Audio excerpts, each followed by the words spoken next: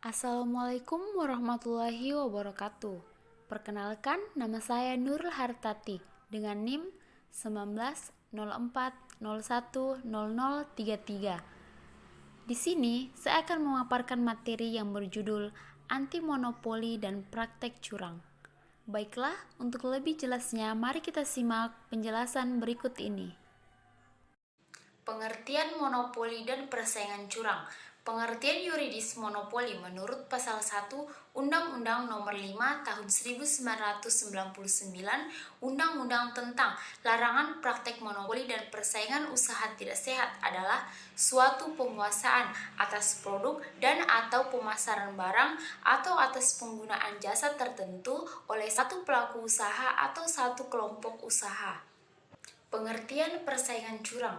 Persaingan curang menurut undang-undang adalah suatu persaingan antar pelaku usaha dalam menjalankan kegiatan produksi dan atau pemasaran atau jasa yang dilakukan dengan cara yang tidak jujur atau dengan cara melawan hukum atau menghambat persaingan usaha.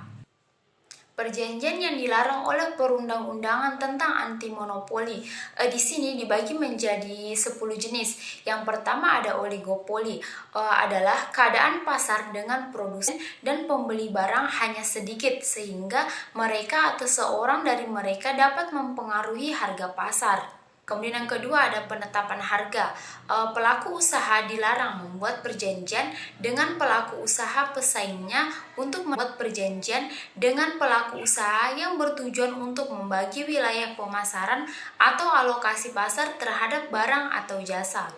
Selanjutnya yang keempat ada pemboikotan. Pelaku usaha dilarang untuk membuat perjanjian dengan pelaku usaha yang dapat melarang pelaku usaha lain untuk melakukan usaha yang sama, baik untuk tujuan pasar dalam negeri maupun pasar luar negeri. Kemudian yang kelima, kartel. Pelaku usaha dilarang membuat perjanjian dengan pelaku usaha yang menginginkan untuk mempengaruhi harga dengan pembantuan dan pemasaran suatu barang dan jasa. Kemudian yang keenam ada kepercayaan.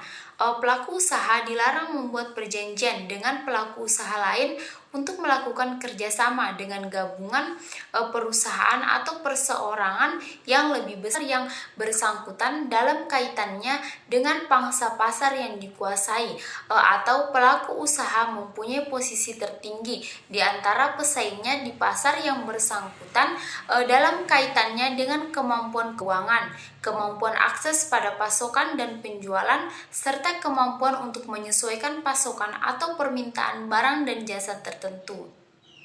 Selanjutnya yang ketujuh ada oligopsoni, keadaan di mana dua atau lebih pelaku usaha menguasai penerimaan pasokan atau pembeli tunggal atas barang dan jasa dalam suatu pasar komoditas.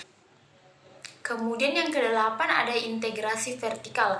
Pelaku usaha dilarang membuat perjanjian dengan pelaku usaha lain yang bertujuan untuk menguasai produksi sejumlah produk yang termasuk dalam rangkaian produksi barang atau jasa tertentu, yang mana setiap rangkaian produksi merupakan hasil pengelolaan atau proses lanjutan baik dalam satu rangkaian langsung maupun tidak langsung. Yang kesembilan ada perjanjian tertutup. Pelaku usaha dilarang membuat perjanjian dengan pelaku usaha lain yang membuat persyaratan bahwa yang menerima barang atau jasa hanya akan memasok atau tidak memasok kembali barang atau jasa tersebut kepada pihak tertentu dan atau pada tempat tertentu. Kemudian yang terakhir ada perjanjian dengan pihak luar negeri. Pelaku usaha dilarang membuat perjanjian dengan pihak luar negeri yang membuat ketentuan yang dapat mengakibatkan terjadinya praktik monopoli dan atau persaingan usaha yang tidak sehat. Selanjutnya, kegiatan-kegiatan yang dilarang. Yang pertama ada monopoli. Pelaku usaha dilarang melakukan penguasaan atas produksi dan atau pemasaran barang dan atau jasa yang dapat mengakibatkan terjadinya praktek monopoli dan usaha persaingan yang tidak sehat. Yang kedua ada monopsoni. Pelaku usaha dilarang menguasai penerimaan pasokan atau menjadi pembeli tunggal atas barang dan jasa dalam pasar bersangkutan yang dapat mengakibatkan terjadinya praktik monopoli dan atau persaingan usaha yang tidak sehat, dengan ketentuan apabila satu pelaku usaha atau satu kelompok pelaku usaha menguasai lebih dari 50% pangsa pasar satu jenis barang atau jasa. Kemudian yang ketiga ada penguasaan pasar. Pelaku usaha dilarang melakukan satu atau beberapa kegiatan baik sendiri maupun bersama pelaku usaha lain yang dapat mengakibatkan terjadinya praktek monopoli dan atau persaingan usaha. Kemudian yang terakhir, yang keempat ada persekongkolan. Pelaku usaha dilarang bersekongkol dengan pihak lain untuk mengatur dan atau menentukan pemenang tender sehingga dapat mengakibatkan terjadinya persaingan usaha yang tidak sehat. Posisi dominan yang dilarang. Yang pertama ada posisi dominan.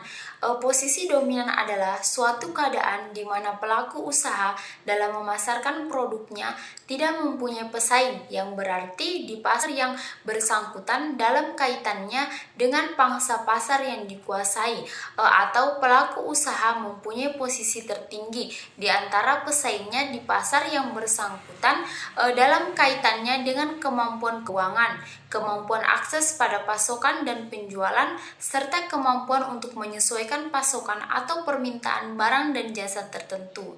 Yang kedua ada posisi dominan karena jabatan rangkap. Praktek monopoli dan atau persaingan usaha tidak sehat dapat terjadi disebabkan oleh adanya posisi dominan. Dalam Undang-Undang Anti Monopoli dilarang adanya jabatan rangkap dari seseorang, direksi atau komisaris suatu perusahaan. Kemudian yang ketiga ada posisi dominan karena pemilikan saham mayoritas. Kepemilikan saham seseorang di suatu perusahaan juga membuka peluang terjadinya posisi dominan yang dapat menimbulkan praktik monopoli atau persaingan usaha tidak sehat. Larangan posisi dominan karena pemilikan saham ini telah diatur pada pasal 27 Undang-Undang Nomor 5 Tahun 1999. Kemudian yang terakhir, yang keempat, yaitu posisi dominan karena pengambil alihan. Penggabungan atau peleburan suatu badan usaha itu dilarang dalam Undang-Undang Anti Monopoli apabila dapat mengakibatkan praktik monopoli dan atau persaingan usaha tidak sehat. Komisi Pengawas Persaingan Usaha. Untuk mengawasi pelaksanaan undang-undang tersebut, di atas dibentuk Komisi Pengawas Persaingan Usaha yang memiliki tugas antara lain. Yang pertama, melakukan penilaian terhadap perjanjian yang dapat mengakibatkan terjadinya praktek monopoli dan atau persaingan yang tidak sehat. Kemudian yang kedua, melakukan penilaian terhadap kegiatan usaha dan atau tindakan pelaku usaha yang dapat mengakibatkan terjadinya praktik monopoli dan persaingan usaha yang tidak sehat. Kemudian yang terakhir, yang ketiga, melakukan penilaian terhadap atau tidaknya penyalahgunaan posisi dominan yang kegiatan usaha dan atau tindakan pelaku usaha yang dapat mengakibatkan terjadinya praktik monopoli dan persaingan usaha yang tidak sehat. Itulah tadi sekilas pemaparan materi dari saya tentang anti monopoli dan praktek curang. Kurang dan lebihnya mohon dimaafkan. Wassalamualaikum warahmatullahi wabarakatuh.